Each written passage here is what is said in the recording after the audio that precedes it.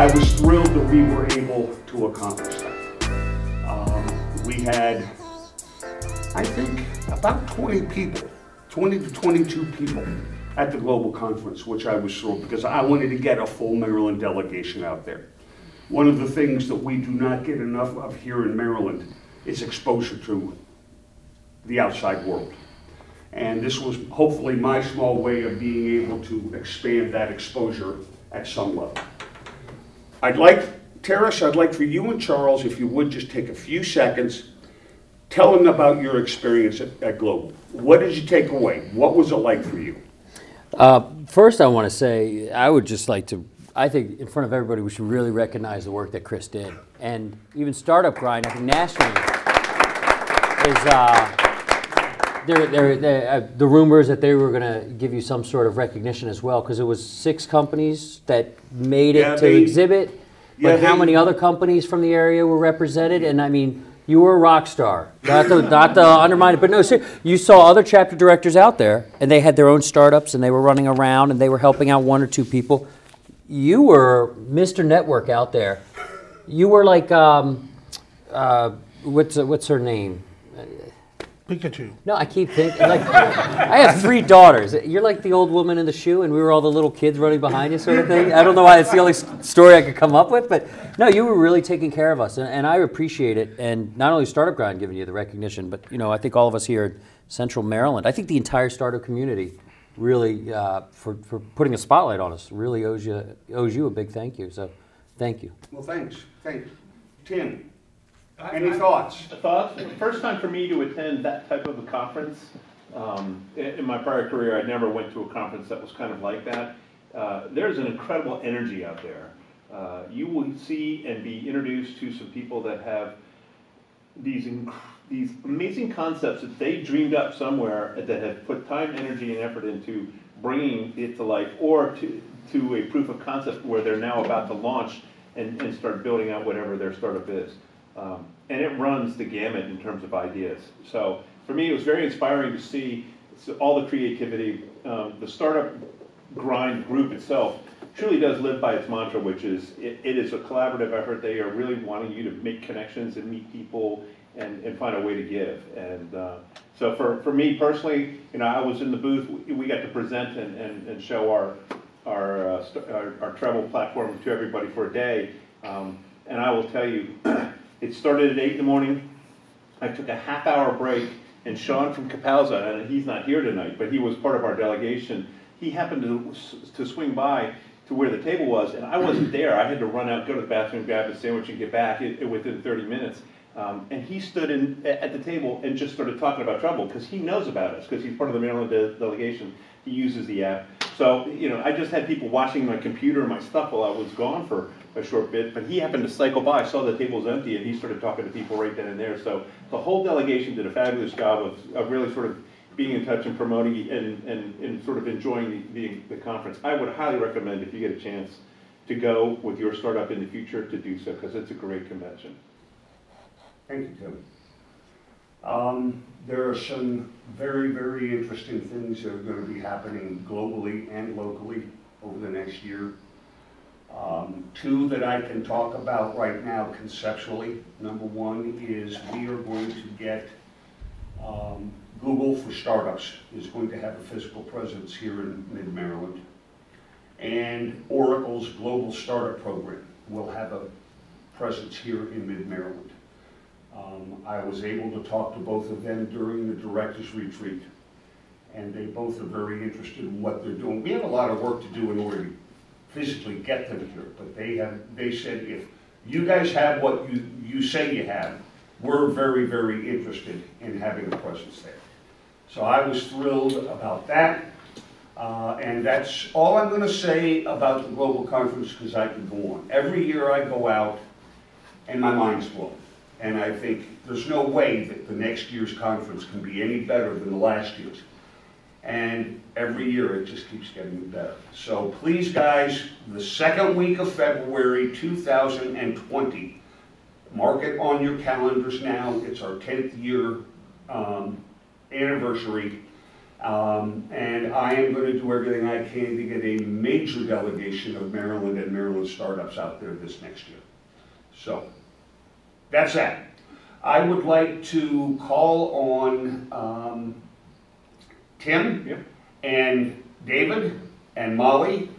They are a very active member. They are very active members of our chapter, and we are helping them use case test the Trouble platform that they've developed. So, that being said, tonight we're going to be really relaxed, so you don't have to come up here and be formal. So, take it away. To get started, for those of you who, how many folks have already downloaded, have an account? Oh, thank you very much. You can either search the Google Store, Apple Play Store, Apple App Store for Treble Network, all one word, or go to our website, treblenetwork.com. Generally, Treble is very different from LinkedIn. It's a business networking platform that rewards you for helping other people. It's about making real relationships with people that you really know, as opposed to what happened to me this morning.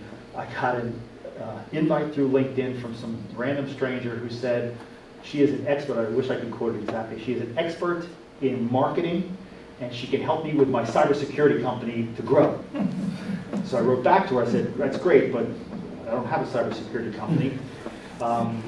Maybe you should be on Treble instead. And then she wrote back to me, a third time. Oh, sorry, that's just Sales Navigator. It's spam, right? We all have LinkedIn accounts. We all get hit with tons of requests to connect to random people that you'll never interact with in the rest of your life. And Treble's really about the same philosophy that powers Startup Grind: building relationships, helping others, letting them help you.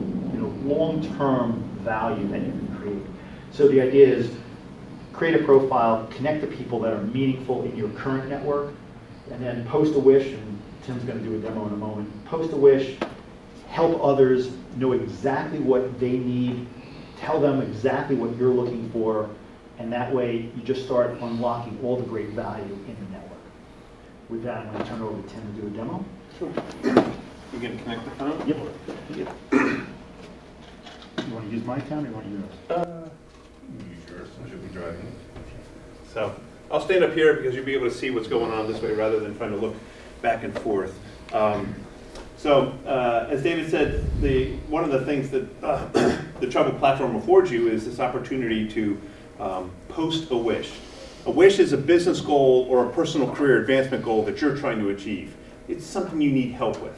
So the middle button here with the little Aladdin's lamp, that's where you rub the lamp and hopefully somebody will help you with your wish.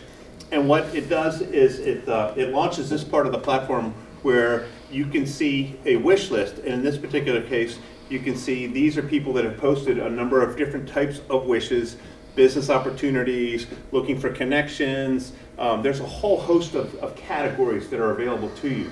And what the wish engine really is trying to do is allow you to passively crowdsource your trusted network of contacts and let them know what you're looking for. David often uses the example of, think of it sort of as a business bridal registry. What do I need help with? What would I like? And it allows people to go look and see where they might be able to help certain people. And if you know someone you can make an introduction, you can use the Trouble app to do so. So as a good example, Sean Sutherland's up there, Business Opportunity. He's a member of Startup Grind Columbia here. He was the gentleman I was referring to earlier that was out there at the global conference.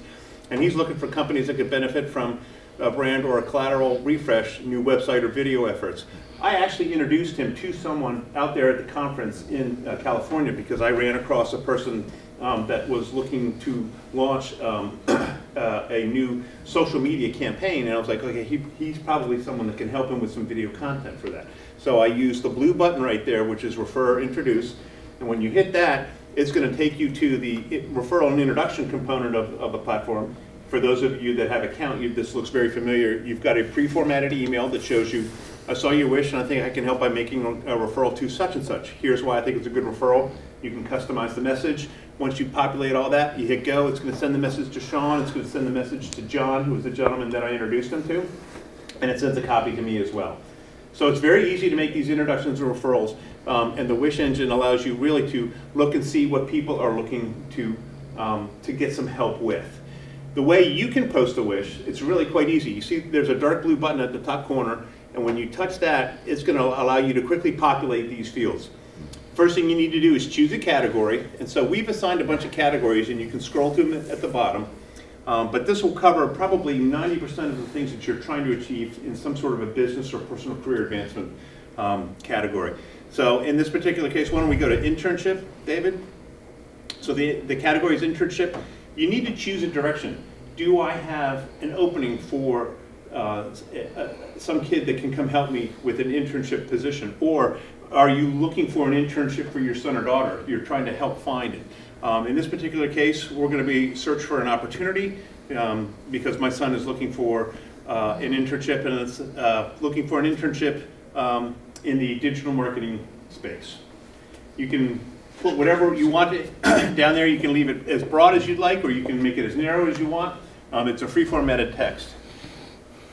Once you load that, you can then pick industries, and there's a whole host of industries. If you select on industries, it'll come up and show you that we've got all these different categories. So I always recommend that when you're putting a wish out there, you probably want to cast a wider net rather than a really narrow one. So I would hit the select all, because that internship category may come up in some field that you're actually not thinking would be a first or second choice, but it really could be a great opportunity. So you don't want to discount that.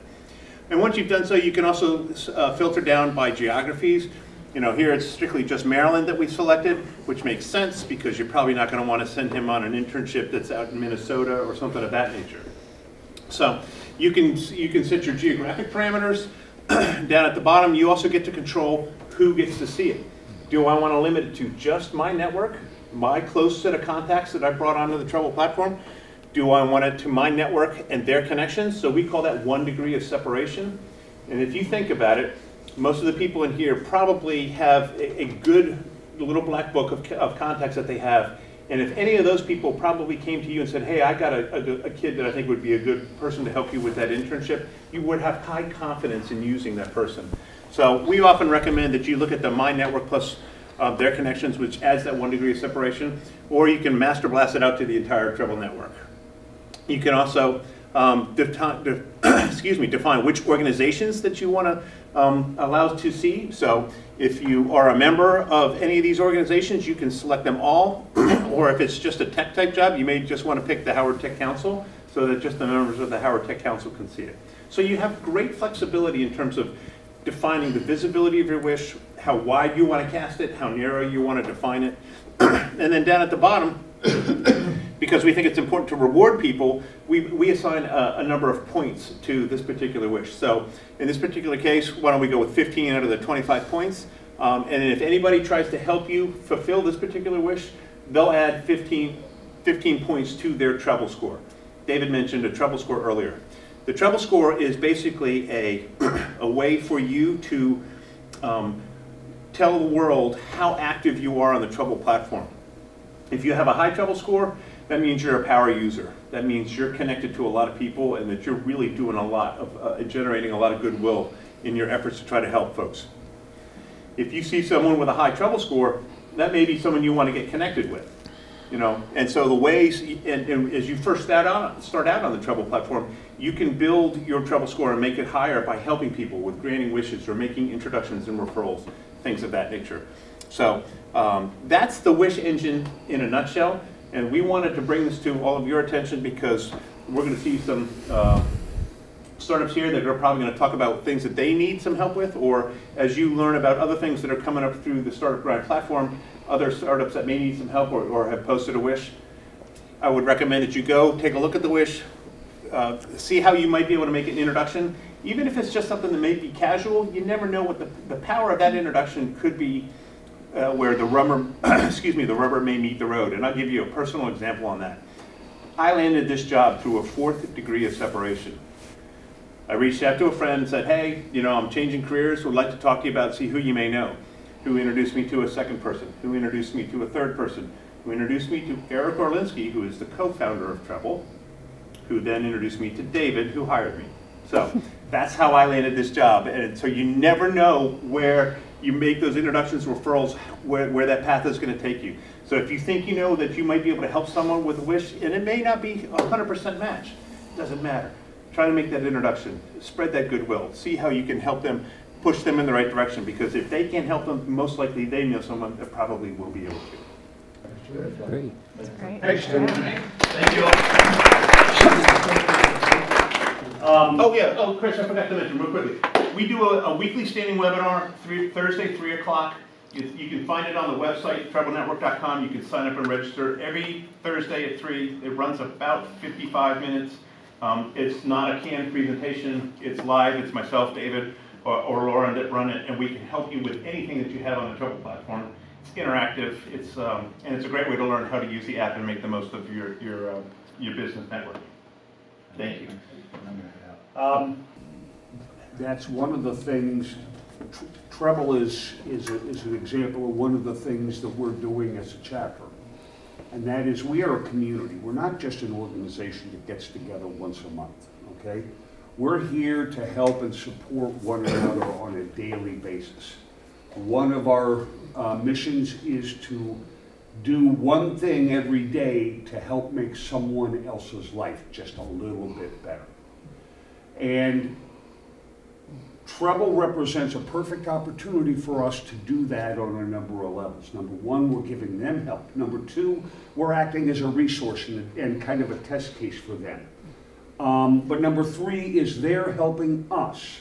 And that's what Startup Grind is all about. And you're going to see over the course of 2019, we're going to be doing a lot more of that chapter testing for our startups to give them a platform to get some real world user and customer data to help them over that critical chasm from idea to actually getting into business. So you'll be seeing a lot more of that coming up.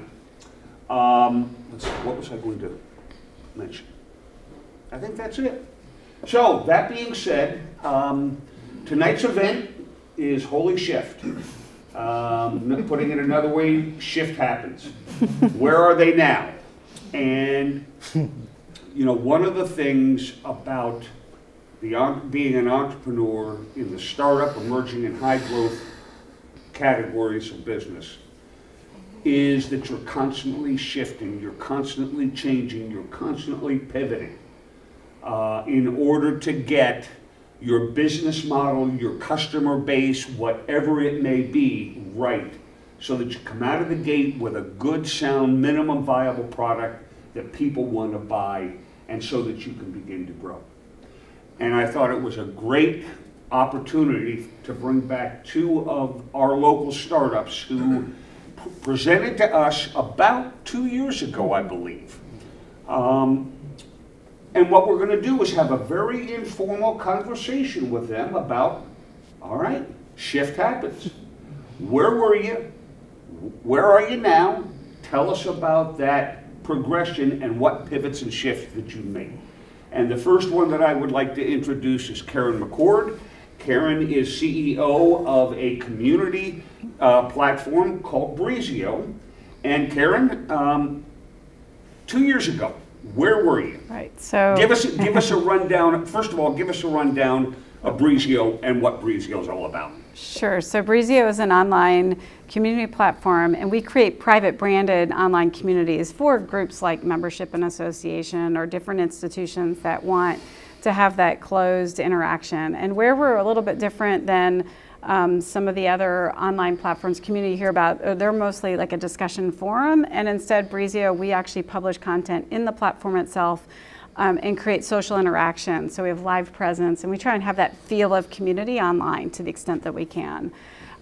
So very interesting, because I think we're a complement to what you all are doing in the sense of you're trying to help others with these direct connections, and in the Breezio platform, we're trying for folks to help each other by sharing really relevant content. So we have a light learning feature, so peer-to-peer learning can happen in the platform as well. So when we were here a couple of years ago, we had initially tried to sell directly into more of the scientific community because we were so content heavy, and we were envisioning that you know, what we were trying to do is a knowledge growth, more of a knowledge repository, knowledge community. And while that's still kind of integral to what we are, we shifted around that time to working with membership and associations. And one of the things with selling into that and selling community is both of those things take a while to kind of see themselves through. So we basically have just been trying to hold steady in that space. And have really started to see movement and additional adoption into that space. I will say the part that's been a lot of the pivoting or shifting is that we've gone back and forth about raising funds separately versus selling. So I think as an entrepreneur, you all know that you constantly are battling raising revenue through the sales process and for showing a potential investor that you actually have the traction versus actually spending time knocking on doors to get investment. And so that's probably been one of the biggest challenges for us around that space and that time and the 2 years since we were here. So just really excited to see the fruition of some of those use cases that we started back a couple years ago and what they look like now, and the success that some of the communities that we've got on our platform are able to do. So, 2 years ago, how many organizations did you have on the platform at that time? So we probably had just a half a dozen or so on the platform, maybe close to 10. We aren't terribly different. We have, double that, but it's also been some have come and gone. So we've had some experiences where people came in and did a project and came off. So probably total double, triple that number. But right now we have about 15 folks using the platform in terms of institutional groups that are using the platform. One of the most exciting things we have happening right now, though, is we're working with the Maryland Tech Council, with MindGrub, and with some funding from the state of Maryland to build a full internship network for the whole state of Maryland that's being used in our technology. So we're actually building a way of helping young people early in their career, really trying to democratize that notion of internships across the entire state. So a lot of folks find internships through their connections, and so this is another way of bringing it out so everybody in the state of Maryland can see what's there and what's available from an internship, as well as learn about careers. So because we have this learning component, there's this idea that you'd also be able to understand, well, what is it like to be in a startup or be an engineer, or be a marketing intern. I heard, something like that. What does that mean, actually? So kind of really help folks understand that. Are you engaged with the consortium of Maryland career directors from the universities? So we had some early conversations with them, and right now we're still in the building phase. So once our beta launch is probably about a month away, and so once we're a little bit closer to doing the actual physical launch, there'll be more, but we can re-engage with them. This has been part of a 2-year process of coming to this place in terms of actually now kind of hitting the go button. So we'd love to. Some of the politics you'll run into is some of the career directorships are pretty much in control of internships in the university, Yep. and in other universities there's a split. Some of the deans prefer to have their own internship, and my observation is every time that's occurred, students are not as well served as they are if there's a central point of contact inside the university for internships. Right. So just yeah, and our hope is that we supplement. Yeah, sure, and our hope is that we're supplementing any career center, because we recognize that this is by no means a way of helping. We just hope to be another place where this can be and to help. So hopefully I answered your question. It was not too long-winded. I'm sorry. Oh, go ahead, please. Internships are one group. How about apprentices too? That's a big program within the state and locally too. It's broader than just trade organizations now, but also looking into apprenticeship opportunities for people in offices of various businesses. Yeah, we won't be closed to, sorry, probably should have said both. But the idea of not being closed to either, and being able to share and learn about all those components. So thank you, yeah. All right. Did you feel 2 years ago like you were beating your head against a brick wall when it came to attempting to penetrate the scientific community?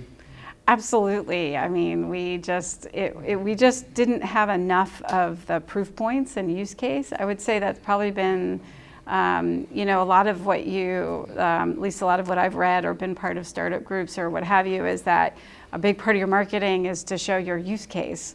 But a community takes a while to be a use case, and so you have this chicken and egg thing. So, and scientists for sure wanted to see, you know, well, what does it mean, and all that kind of stuff. So absolutely, we were really looking for that. I think I just, you know, being on this side and having done this for a couple of years, for sure there's this notion, I mean, they always talk about the early adopter, but I mean, really, truly believe that it is the first market to be in, and they're hard to find, but when you find them, they're just amazing to have, because they believe in you, they're willing to take the risk with you, you know, and you really can have a lot of power come from that, because yeah, it's just, you know, I've had folks say no because, you know, people say, well, why would we, you know, typical saying, why would we do that when here's the big known company? Why wouldn't we just buy IBM? That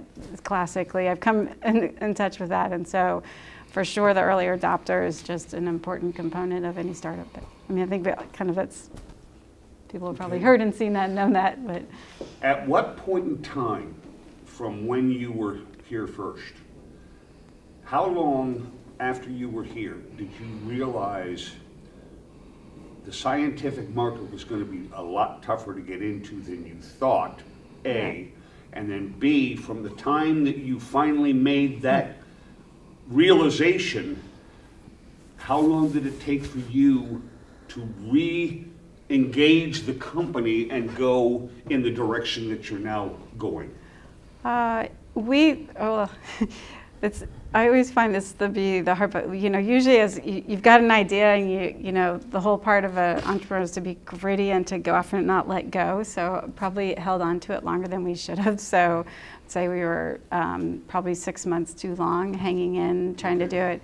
And then shifting is just, you know, it's, even though you're small, I mean, we were able to pivot, but there's still all the pieces that go with the pivot, which is the marketing material and the messaging and all those kind of things that still linger, and conversations you've had and all of that. So another 6 months of that continual shift of changing language and shifting. So for sure that, I would say we've benefited from being in this other space. We benefited from a market shift.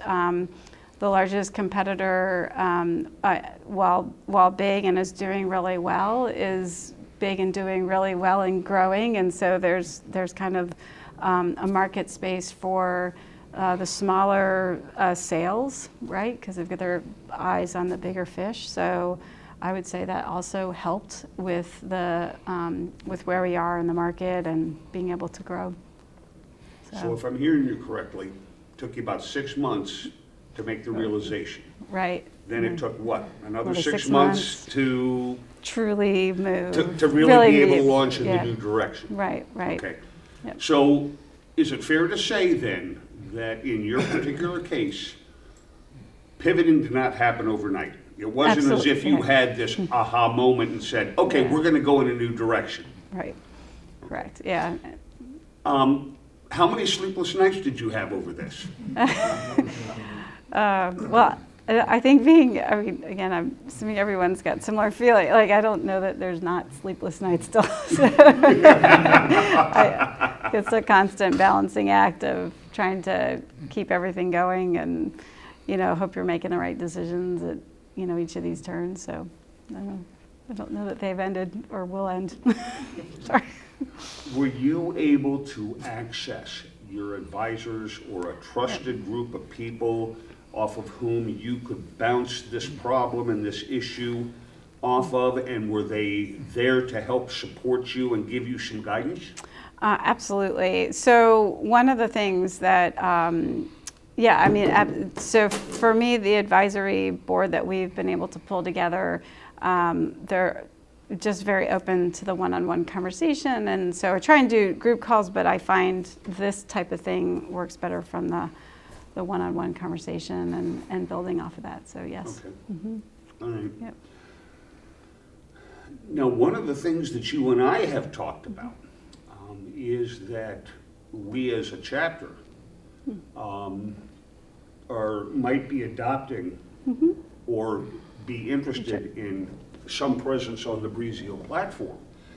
And the reason for that is that all the communication tools that I have right now available to me is one way. It's one way out. It's me broadcasting to everybody. There's no feedback loop. And so I'm sitting here in kind of a vacuum thinking, okay, am I adding value each and every meeting? And the only place that I'm able to get that feedback is here. And if people don't tell me what's going on, then I may be walking down a road that is not the right road for our chapter to take. The other thing is that we are going to be evolving to where we want to grow exponentially, and we want to create a community platform so that it's not just about marketing, it's not just about me sending out news that people can use. It's about you being able to communicate directly with her about a situation that you two might have a joint interest in, and maybe there's an idea sharing. In other words, a two-way true community platform. The other thing that we're going to be doing, and right now it's either going to be April or May, we're getting to roll out the first in a complete series of educational programming that we're developing here in the chapter. And so the other thing that I'm looking to do is to build that learning management / educational program into this platform. Well, good question is, why doesn't Startup Grind have it? Well, number one is we're in the process of slowly building the new platform that we're on. And of course, that never takes, or that always takes 10 times as long and 10 times as much money. And that is available to the global community, but there are a lot of drawbacks to it. And what Global's vision is not necessarily the same as my vision for this chapter. And as chapter director, I have pretty much complete autonomy over what we do for our community. And so I'm always looking for ways to, number one, help our local startups, whatever help might look like. But number two, I also realize that we have to evolve and we have to do things differently in order to meet our core mission of best serving our community.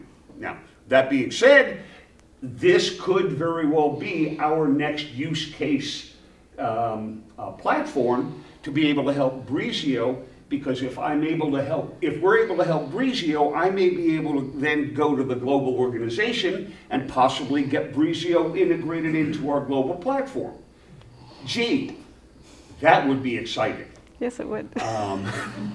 So anyway, any other thoughts, any other suggestions, any other observations that you have about what's happened over the last 2 years that you might think would be valuable to anyone here in the room or whoever's going to watch the video? Sure. I try to say them already. I think I think the part of the entrepreneur where you've kind of have to be gritty and stick with it and everything, that's, I think, the hardest part to undo if you do need to shift and pivot. And I think you know that already, and everyone's experienced bits of that already. And so I think that's that balancing act of, sticking to it, because nothing just happens. So you have to, so you don't know if you're hitting a wall because, am I hitting a wall because I haven't done the right things or tried hard enough, or am I hitting a wall because I need to pivot? So I think that's a hard thing. I think it's a judgment call. I think you're, like you were saying, advisors to help you reflect, to know that piece. So, just, anyway. Thank you. Thank you very much. Yeah, go ahead, Paul. Did I hear you say you have an advisory board? Yes, we do. This is a really stupid question. I don't mean it sound insulting. But do you require the advisory board to use your platform? So that is a, no, we don't force it on our advisory board. We do have a place where we do some of our interactions. Yeah, that's a good idea. Yes, thank you. No, we have, yeah, so go ahead. Yeah, yeah. You know, walk the Right. walk. Sure. No, thank you. The advantage is, you've already said it to us, is Yep. that the interchange between them and you becomes The dynamic. a rising Yep. tide of knowledge on their part. Yep. And as smart as they are, they don't know everything. Right, thank you. Yep. Okay. Thank you. Thank you. Good one. Anybody else have any questions, thoughts, or comments for Karen? Karen, didn't I see you 3 years ago at the Maryland Center for Entrepreneurship? You were just starting with this thing. Yeah, that sounds about right. So. Yeah, because I remember you came in, you were so bubbly and so full of energy, and now it seemed to me, just as an observation, you've gotten to this mature serenity of entrepreneurship. Thank you. Wait, Patrick. Serenity and entrepreneurship. Yeah. That's oil and water. Thank you. All right, well, next The war wounds. I'm sorry, go ahead. I said the war wounds are showing. Obviously, I've already introduced Charles and Teris of EFynch. They shared a few observations about global, but they were also one of our early startups to be featured, I guess 18 months, maybe 18 months ago, plus or minus. Yeah. So I know you guys, I mean, we are also working together on a number of different levels. And so I've been able to see firsthand some of the shifts and struggles that have gone on. Why don't you give everybody an overview of yourselves and EFynch and what EFynch is all about, or was at that point in time, okay? Then we'll get into talking about what's happened since. You want to do it? You got it, brother. You get paid the big. What was EFynch about that time? You know, we started off just as a competitive bidding app for home improvement. And the idea is that most homeowners really don't know how to find contractors. And there are a lot of options out there, but the truth is a lot of those options muddy the waters even more than anything else. And being an industry insider, I would tell you that most of the major options really just lead you in the wrong direction. So we had this idea. We said, look, what you do is we need a big community, an open community with contractors, with freelancers, with big companies and little companies and off-duty firefighters and teachers on summer break. And as a homeowner, what you could do is you just take a picture of your problem, describe, say, there's water coming out of this cylinder thing. You post a picture of it. You don't have to give them any details. And then the community would respond back. They would tell you what they think is wrong, just from pictures and observations, best guess, what their pricing is, and how they would fix it. And then you could see their profiles, review their information. You say, this guy sounds like he makes a lot of sense, or this company sounds like it's the best deal, good reviews. You get your competitive bids, no sales, you see answers, you choose the one you want, and you go along with it. And that's really what we started with, was competitive bidding. As we dove into it in the past umpteen months, we've had different opportunities. We started working with a realtor organization. We saw a lot more opportunity. And one of our biggest challenges during the past few months is that we're actually finding what is the real problem when it comes to hiring contractors or managing projects in your home. And it's like, I don't know if we say necessarily, it's Pandora's box, right? But it's filled with, I'm full of terrible analogies tonight. Let's say there's like Pandora's box and there's radiation coming out of it. And you're like looking at it, and maybe this is like your leaking sewer pipe. And you're like, it kind of smells bad. And once you actually look into the problem, you're like, holy shift, this is really bad. And, you know, just as homeowners who are finding issues with their houses, you know, you don't know what's going on behind the wall. You open up, you're like, holy, this is worse than I could have imagined.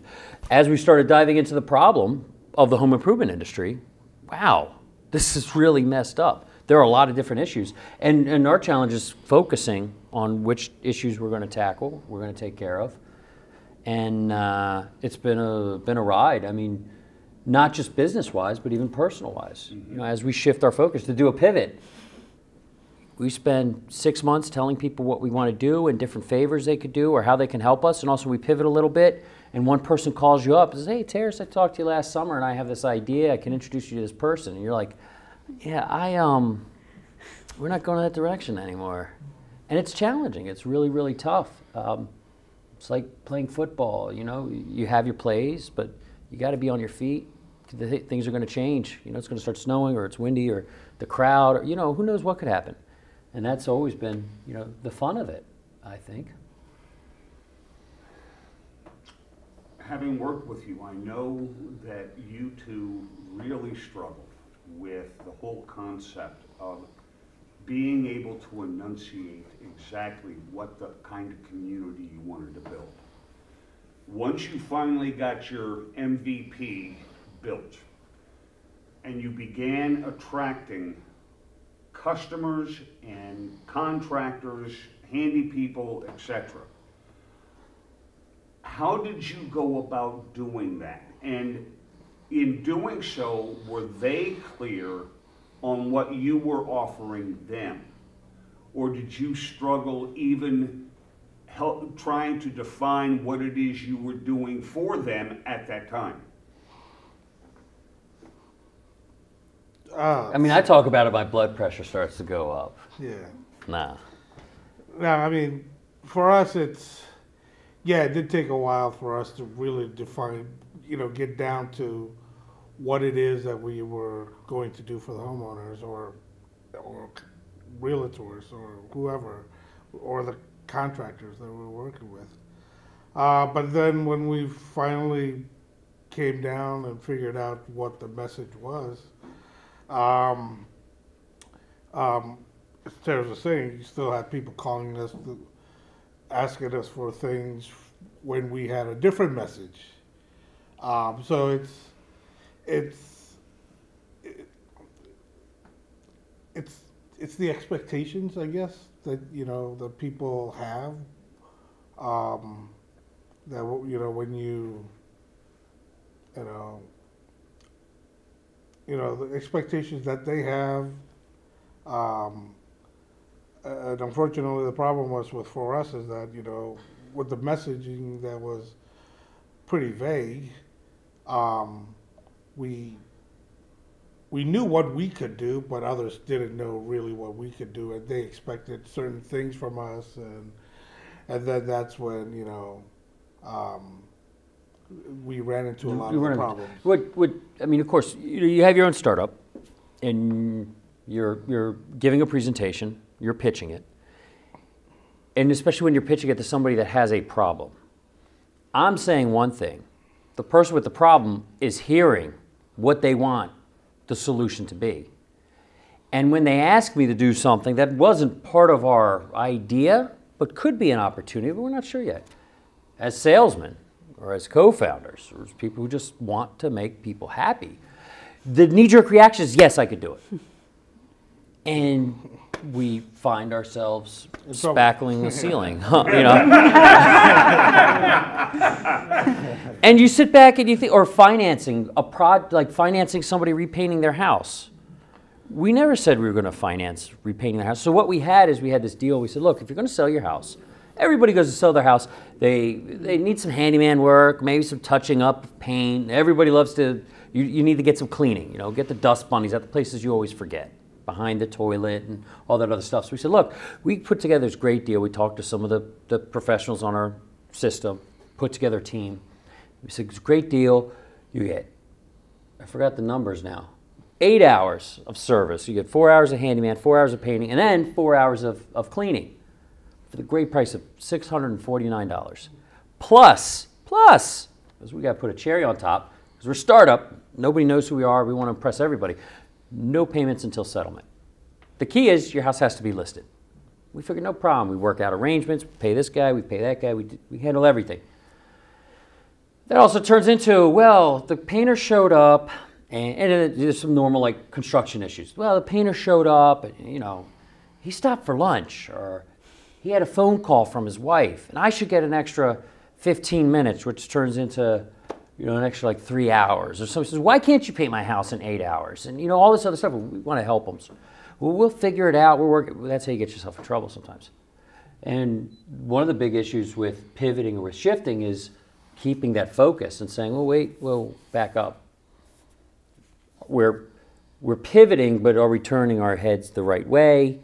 Or are we actually going too far in one direction? You want to please everybody. I mean, especially as you're trying to build your brand up. But when you're talking about messaging and figuring out what your messaging is, when you don't have that messaging right, which you could argue nobody really has their messaging perfect, unless you're like, if you're making tires, you're like, hey, we keep you on the road. That's simple. But when you're building a startup, it's really, really tough, especially when you have different directions you go in. And that was our biggest problem, was we had this messaging, but somebody just asked us to bend a little bit, and then you're distracted. Did someone ask, like a funder ask, or like a client or a customer of the product? Ask a what? Ask you to bend. Everybody will ask you to bend. I mean, we're in home improvement. It's a tough industry. And if somebody needs some work done, we found out a lot of stuff. So the deal, by saying that it's no payments until settlement, we started attracting a clientele that was frugal or may not have had the money. And that's where they start, well, I need $649 worth, or you're saying $649 worth of work, but I really need $1,000 worth of work, and this is my only option. Let's see how far I could push them. Okay. So it's more on that, and then funders who are saying, well, if you did it, I don't know what your funding story is, but it was like American Express and Visa and my wife and his wife and my uncle and his uncle. Okay. Those are our investors. Yeah. Okay. And were they also pushing though? Like No. No. Okay, so it was just customers. No, Customers. it's customers or partners, things like that. Okay, got it. I have a question. The homeowners or the people who are final consumers, did you determine along the way to what degree did they perceive you as what you wanted to be perceived as, or did they perceive you as just another form of a contractor? I'm just hiring a contractor. They have some technology or something, but I just need somebody to come over and work on my house. Yeah, they saw us more as a contractor than a tech company, because to them, they're just trying to sell a house, and the only option for them without having to shell out money was to give us a try. And with the Sparkle deal that we called it, the 4 hours of handyman, all that stuff, they saw us as an opportunity to defer payment until they get their check from the settlement. So they looked at us more as contractors as opposed to a company. And because they were selling their homes, it was actually the opposite client that we wanted. We wanted the home buyer, not the home seller. So that was the other thing. Margin-wise, it was great for us, but it was, Teris and I had, we spoke after we had like 10 deals, and we're like, as great as, the money is, but the headache that's come with it, and the clients that we're getting. We have to pull back a little bit, rethink the approach. See, if they looked at us, and we spent a lot of time talking about this, in this specific, I guess, I don't want to call it a mispivot, because it's something we're actually relaunching, but we needed to pull back, fix it, and go relaunch it, right? What was happening is they were confusing us for the contractors. And then when somebody messes up, who takes the blame? We do. We do. So now we have to fix it. We liked the deal because we were making some decent money off of it. So we kept trying to push at it, and we didn't want to give up that income stream. We were going to raise a little bit of money, or we did raise a little bit of money last year. And it looked very nice on our deck to start showing being cash flow positive. And it hurt, took a few, I wouldn't say a few months, took a few days where we were in stuff that we didn't want to be. So that's when you take that pivot where it's like maybe it's just like a little fake pivot, you know? You kind of look at it, test the waters, pull back, see how you can incorporate it into the future, retool it, and then launch it a different way. It seems to me that you've learned a lot in the time that you've had the business. And I think you know a lot more than you may think you do in the dark of night when you're sitting on the edge of the bed and you're not going to go to sleep. How about, I can't imagine that all of your experiences were negative. You must have had... Oh, we had some positive ones, absolutely, because... If you could write down as many details about the positive experiences that you had, look for the patterns. What kind of people were they? How did you approach them? What was the attitude? And look, you're more than smart enough that when I've been in this, I'm sitting across from somebody who I really like to get as a customer, but everything in my brain is saying, get out the door, walk away, this is not going to work. That's the hardest single thing to do, even if you have a $25 million company, even if you're selling for a $25 or $100 million company. But I've had the chance to observe over the years I've been working that people know a hell of a lot more about what's good and what's not in their business. The problem is to go after that, to analyze it, to do the patterns, and then gear all your processes to just go after that and walk away from the ones that you know are going to screw you. You're saying something though that's probably one of the biggest lessons that we learned in the last year in everything we've done. And I don't want to, I hope I wasn't sounding negative. No. With home improvement stories, the negative ones are the fun ones. Nobody wants to hear about, you know, the other day I needed some painting and it was done. But so we started talking about this recently, and okay, so all the home improvement sites, the Angie's List, Home Advisor, all those people, there's this big statistic they always quote. 30% of homeowners say that the toughest challenge in any home improvement project is finding a professional. So we started digging into this a little further. We said, well, why is that the toughest thing? We used to ask homeowners. Well, it's tough because if you hire the wrong guy, he takes your money, he doesn't show up, or he does bad work, or he's working at my house at 8 o'clock at night, I just want to go to sleep, whatever it may be. Well, wait a second. That hiring the right guy wasn't the issue. It's actually carrying out the work. You know, if you're a homeowner, you're not going to lose any money by hiring somebody. You're going to lose money by paying them and then him doing something wrong or her doing something wrong. So we said, where does some of our focus really need to be? We're helping out with the hiring process. We're helping out with the competitive bidding process. But where the real problem lies that we found in a lot of cases is in the communications. And it goes to, like you had said, sometimes there are clients that really you just don't want to work with.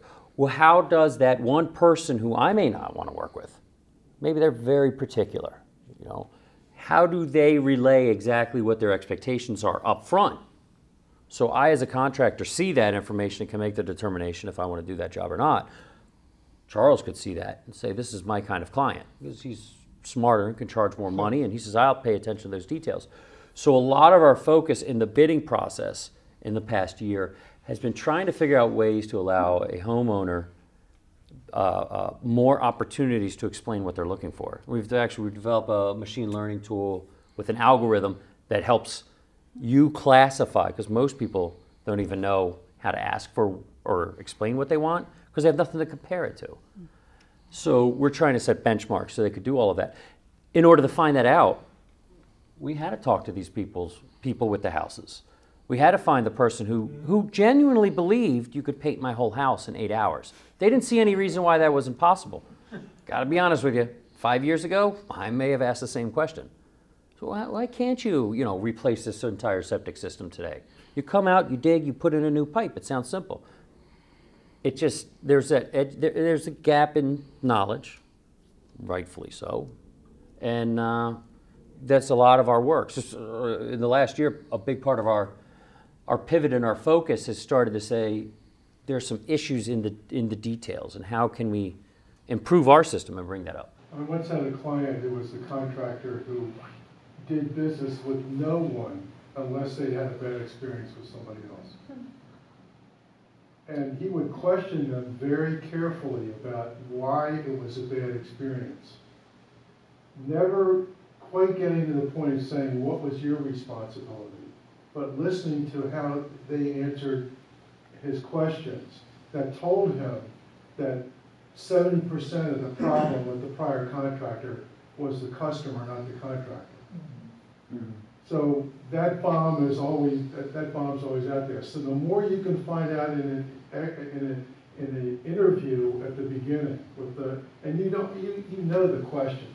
You can walk into a house, you can see whether they're picky, or they're slobs, or all that other body language stuff, or house body language stuff you can see with your own eyes.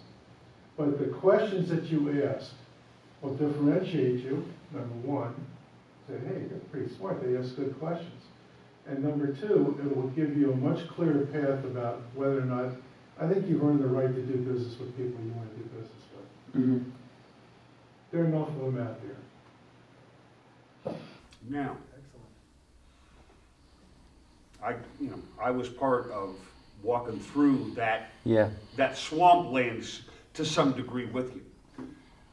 There's been a whole evolution in your business model, which to this day I find still incredibly exciting.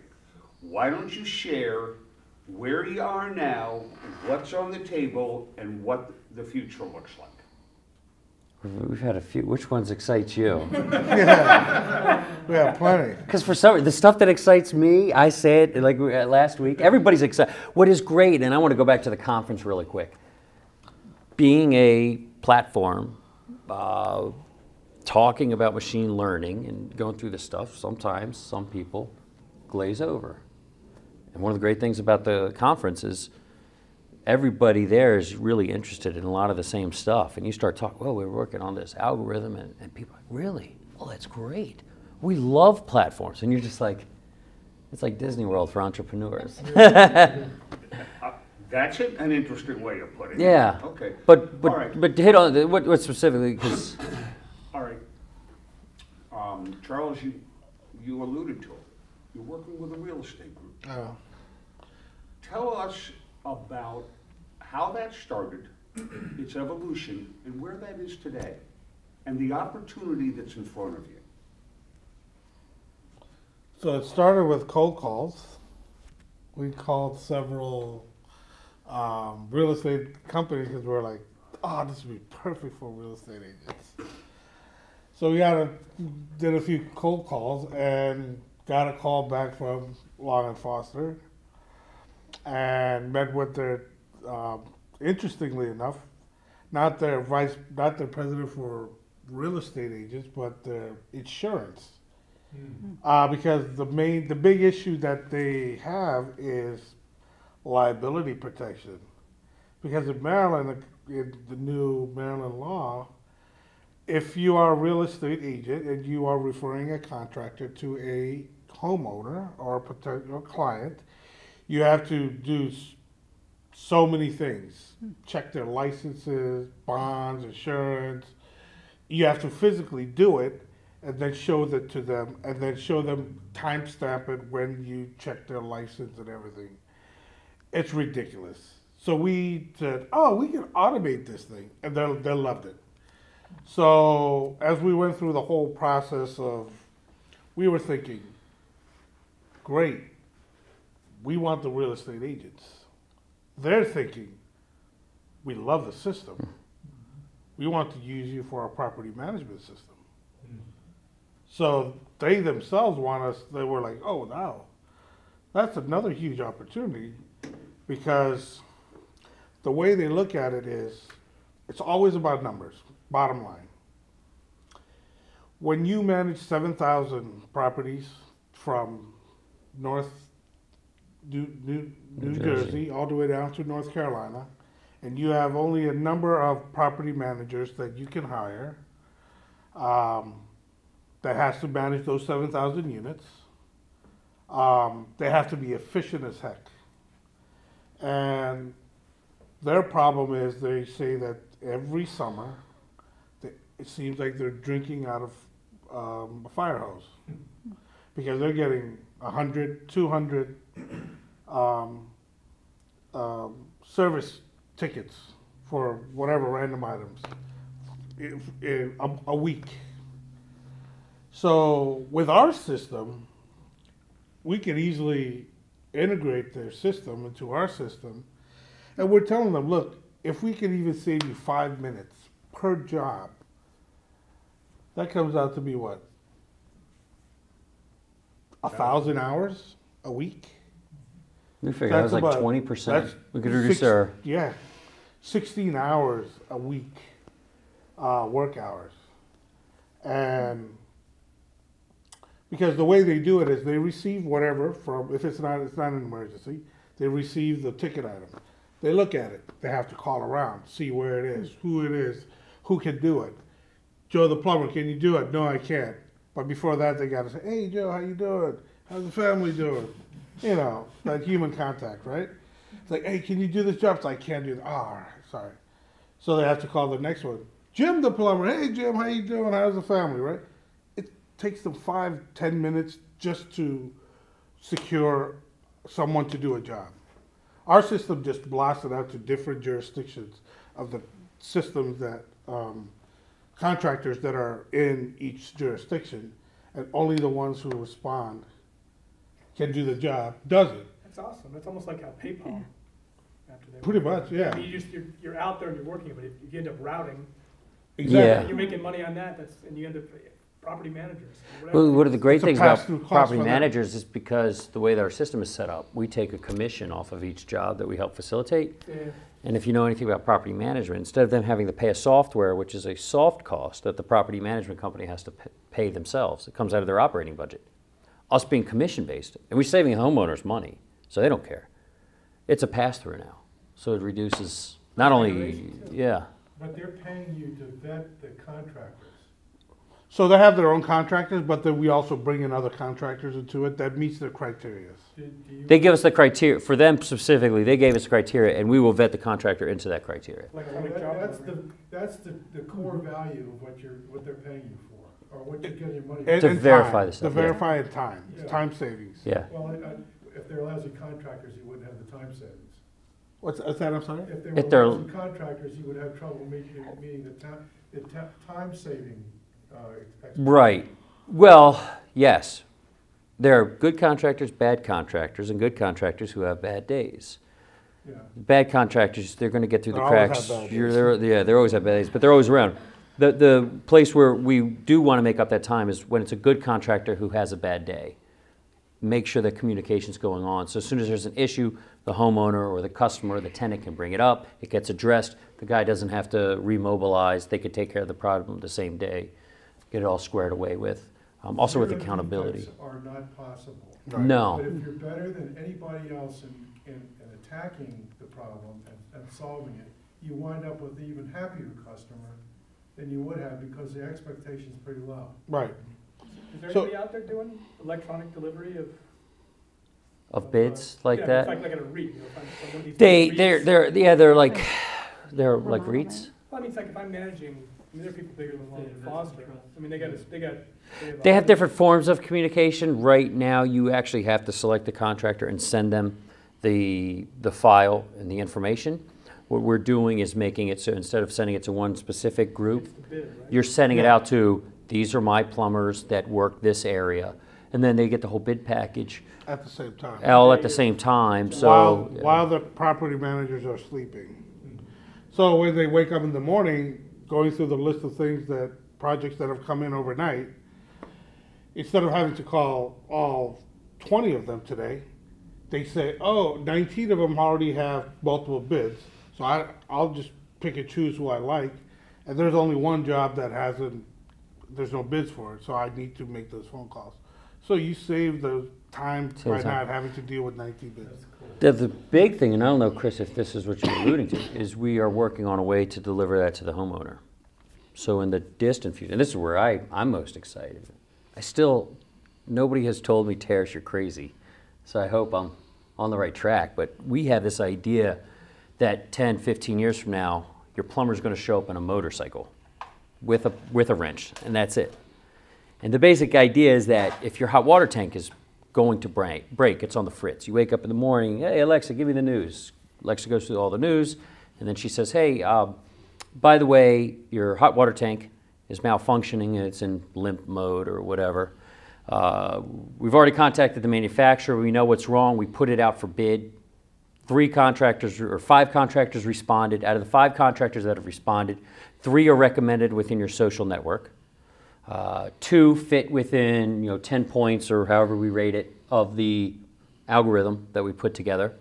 And this one person is available on Friday. We notice you have an opening.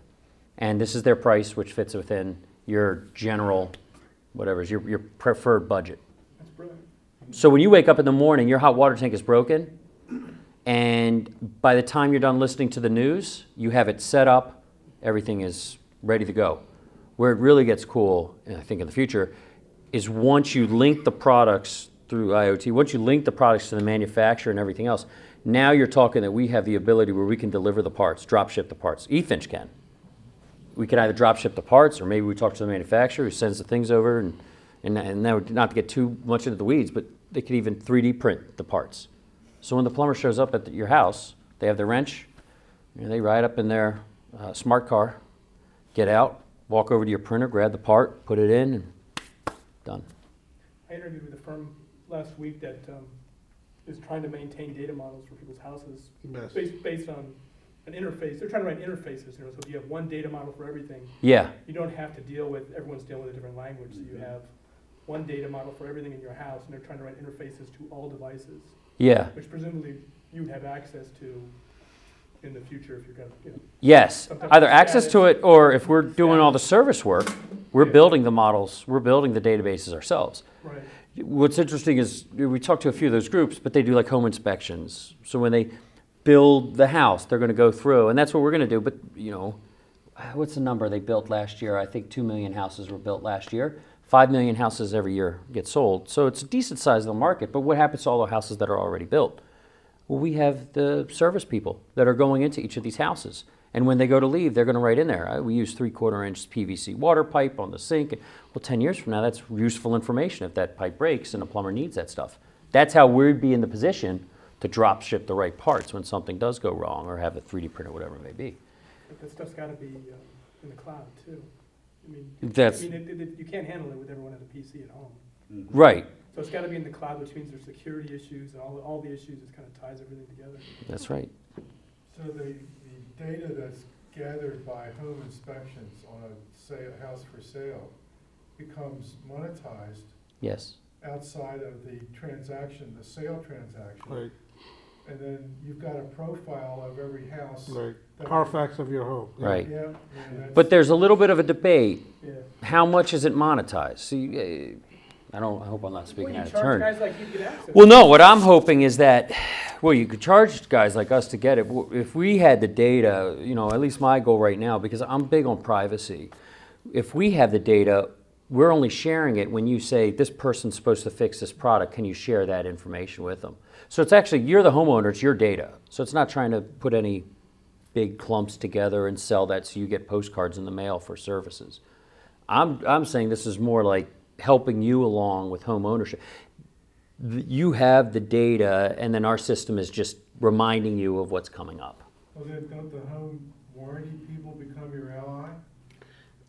Yeah. There's a differentiation point that to the buyer, that you're buying a home that not only has a home warranty, but there's a profile of your stuff in your house, so that if it breaks, you can get it. Well, it's more than a light bulb that changes color or Amazon Alexa, not to knock that, but because I like it. But your home is actually a smart home, because the information is actually in a system that you own. It's attached to your house, and you can use it to save money in the future. Absolutely. So the other one you probably are thinking about, Chris, is the Our B2B model, advertising fuels our B2C sales? Is that the one you were? No. No? Okay.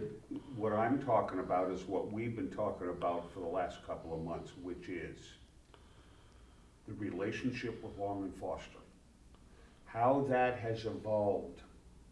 What's going on with that relationship now? It's just been renewed. And what's the potential down the road, given what you're working on right now with them? Oh. I'm trying to think how much, we're working on our investor deck right now, so I don't want to give too much information. I have too much data right in the tip of my mind. But so we started working with Long & Foster. We started working the Baltimore market, and the idea is helping the realtors track and refer the homeowners. They're letting us expand through their market. And along the way, this has all been micro pivots that we've been making. Because sometimes when the client asks you to bend, like we were talking about earlier, you take that bit of information and it helps you make a better product, of course. Long & Foster is owned by Berkshire Home Services, which is, now we go from a 12,000 agent firm to an 80,000 agent firm. Mid-Atlantic to national. International. They're in Canada as well. And Canada's a good market. And as we build on these products, where do we keep evolving? What do we add on? And make sure that we meet their expectations so they continue to work with us and growing it. And, we have a good relationship with them. They said they want to see us grow. Do they know about Pitch Creator? Hmm? Do they know? Yes. Yeah, Yes. they know about it, and I am working with them on their presentation. Now, one of the things that we have been struggling with ever since we met is the confusion, the incredible confusion that the average Joe, when they first hear about you, said, well, you're no different than Angie's List or Gigwalk or TaskRabbit or Handy or this or that or there are all these services out there that are now part of the gig economy. Tell us how you have finally positioned yourself in your messaging to differentiate yourself from the rest of the pack to help create the right mindset, the right perception in the ears and eyes of the customer. So we're an online platform that also provides software tools for homeowners to manage their homes, like professional property managers. And with the data and the information that is stored into the system, it plays into that whole discussion we just had on IoT and further down the road. So instead of like Angie's List or these guys where they just give you an introduction, Which they charge for. The introduction, we're here from the inception to the end of a project, and we always have your back. And we treat customers as, I know this sounds bad, but annuities as opposed to a one-time. That's a CFO lingo. You shifted homeownership from a series of generally unpleasant transactions to more control for the homeowner over how they manage their property. Right. Now, some people won't care. That won't resonate. Yeah, of course. It'll resonate with a lot of people. And that's a critical difference. It's a living, breathing database of their home. Right. Well, you said that great. The Facebook. What are you doing? What are you doing next week for this call that we have? Teris, you two hire Paul for all your messaging. Because we're having trouble. I'm serious. I think of these analogies and it makes sense in my mind, but instead I'm talking about sewage in front of a crowd. Okay. You guys have gone through these pivots. Have you had to alter your underlying software platform a lot, or has it more just been kind of minor tweaks that you've? It's a lot of tweaks. And a lot of the back office work that we've had to change. So, if somebody's posting something and we're testing a product, we don't always run to get it built. We're not technical co-founders, so we're not going to run to get certain things built. Instead, we'll do a little tweak in it sends an email to us, or we post it a certain way and then present it. You know, we're not technical co-founders, but we're pretty good at cheating code. Whatever works. Yeah. And one of the things that we've also found is that, you know, when the revenue is not there, we tend to be more creative. And when we're more creative, it ends up being the best months for us. Yeah. A lot of people don't really appreciate that. When you're constrained, Right. it's what you have is your imagination. Absolutely. That's right. You gotta use it to solve whatever the obstacle is. And we've grown a lot, not just as individuals, but the company in terms of numbers and opportunities have grown as a result of not having that cash flow, right? Business, professionally and personally. Yeah, I mean, yeah. over the while, you learn how to be fluid in all areas. And the one thing that we've also found is that, you know, so we're working with, again, real estate agents to help us. You know, these folks are busy. They live on commission. And they're extremely good at what they're doing, most of them. They're professional salespeople. So the one of the things, you know, I was telling Teris, I was like, dude, what if we could tap into that in a way where you actually recruit real estate agents to be your personal sales pitch people without actually compensating them for it? And we sort of kind of started doing that by offering them things that are value that they could offer to their clients. The Sparkle deal. The Sparkle deal, just like crazy discounted deals where it's almost like free, where they could give it to their customers, their homeowners as gifts. And you have someone that will go to bat for you. What would the value be for them if you helped the real estate agent in the compliance with the new Maryland law? Zero. It should be tremendous. I mean, zero. In reality, zero, because they don't care. The company cares, but the individual agents don't really care. Individual agents don't. Right. Because they're independent. These agents are independent. They're like free agents, as they say. So they don't get sued? Are they getting kickbacks from contractors? The interesting thing is it's a law that is not incredibly enforced, and if it is enforced, something really bad has to happen. And it's a new law, so everybody's still kind of trying to figure it out. Some people don't even know it exists. But because Berkshire Hathaway is that? They own it, so. It's a multi-billion-dollar company, so any law that has anything to do with home and whatever for them, they're going to make sure that there are things to remedy that. I'm dropping that to Warren Buffett because he owns them. I know, right? Right. But the problem is agents don't really care about that thing, and we thought they would when we created that whole thing for them. So we had to find ways to be more of value to the agents. Because they always say, what good are you to me if you're not able to do certain things? We're like, well, we can't help you break the law. We're trying to protect you, but if you don't see value in that, what else do you see value in? Of course, money. But we were told, that was the first thing that they told us, you cannot give any sort of compensation to the Like even rewards rebates, programs. awards program to the agents, because if they offer your services to their clients, it could be seen as them gaining something of Conflict. value. Conflict of interest. Yeah, conflict. So we came up with other ways to legally, Entice 'em. of course, legally. Of course, we can't do anything illegal right now.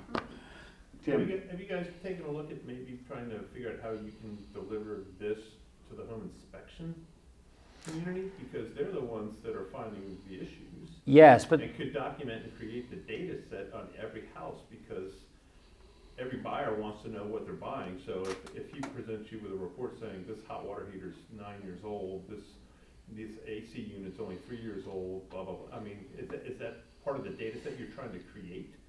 Absolutely, but one of the problems is how do we figured out how we could provide value to the realtors. How do we provide value to the home inspectors? Because they don't have any contact with the sellers. They're supposed to be like non-biased, at arm's length from a lot of people. So they put together their report, and once that report gets sent out, they kind of just step back unless there's a re-inspection required. Maybe they could. But I want to think of something. But where do most people get a list of people to call if they're going to be buying a home? Their realtor. The realtor. 70% of people go right to their realtor. Right. And the home inspectors can't provide that information. So I'd love to work with home inspectors, but every time we talk to one of them, it's like, okay, how will you help us? And we're trying to, that's next January, next February, we'll be here, we'll tell you. And my last comment for you, in 1985, I heard a very informative presentation that said, by the year 2000, we will be a checklist society. A what? A what? A checklist society. No checks. Like writing checks? Yes. So, and here we are 34 years later, and although check volume is declining, checks still make up a very large part of the payment system. My point being, even though you think everything's going to be wired by the Internet of Things in 15 years, it's not going to be the case. And those that are wired will probably be where your margins will be compressed because there'll be lots of effective, efficient competition. Right. And where you're going to get paid is where the houses that aren't wired have the work done. So Possibly. think of that long term, because as things become more efficient, the margins are higher where there's more work that's required. Right. Can the inspectors offer a list of contractors and call? I'm not sure. Value add? I'm not sure, because usually there's an arm's length relationship Yeah. there. The buyers hire the inspector works for the buyer, so why couldn't they do that? But I don't know if, I'm gonna look into that. It's an area that we've spoken to, because Long & Foster owns inspection, US Inspect, so we're, Okay, what I'd like to do is to begin to wrap up. yeah, sorry. And give each of you an opportunity to interact one-on-one with Karen, Charles, and Teris, and continue those discussions. I want to ask a couple of questions. What are the common themes that you heard in both their journeys? Learning by doing. And knowing when to pivot. Knowing when to pivot. Anybody else? Hard to let go. Huh? Hard to let go. Hard to let go, but what I heard, for me, the most important thing, they didn't give up. Even though both of them, all of them could have just said, look, we're done. They never did. That's why we call ourselves Startup Grind. Love it. Woody Allen wrote, 90% of success is showing up. There you go. So, with that, I would like to begin to wrap up. If you please engage them in one-on-one discussions, if you have any thoughts, ideas, connections, recommendations that you might be able to make to them, please do so. Or if after this event you don't have their contact information, please contact me and I'll make sure that the two of you get in touch with whomever. And use treble. And use treble. Yeah. Please. There we go. Definitely. All right, ladies Thank and you. gentlemen, thank you so very much. I hope that you leave here a little more educated, a little more inspired, and a little more connected than when you walked in. And if you did, then I think I've done my job for the evening. Thank you, everybody. Thank you. Thank you, Chris.